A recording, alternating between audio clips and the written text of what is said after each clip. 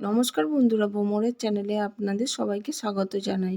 আজ আমি বানাবো অল্প সময় সবজি দিয়ে পেট ভরা নাস্তা, যা খেতে খুব সুন্দর হয়েছে।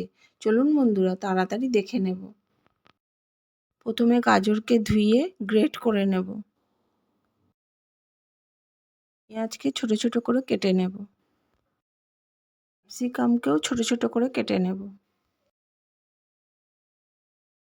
1 কাপ ময়দা বড় চামচের 1 চামচ বেসন দিয়ে একটু মিশিয়ে নেব।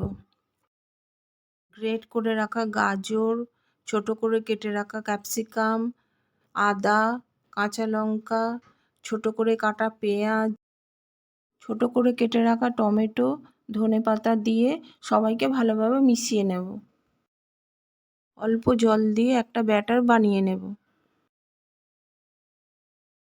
মতো নুন, জিরে গুঁড়ো, লাল লঙ্কার গুঁড়ো, চিং চাইনিজ মশলা দিয়ে সবাইকে ভালোভাবে মিশিয়ে নেব।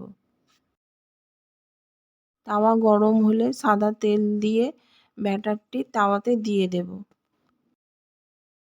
এইভাবে দুপাশ ভালো করে ভেজে নেব। এইভাবে বাকিগুলোকে পরপর ভেজে নেব।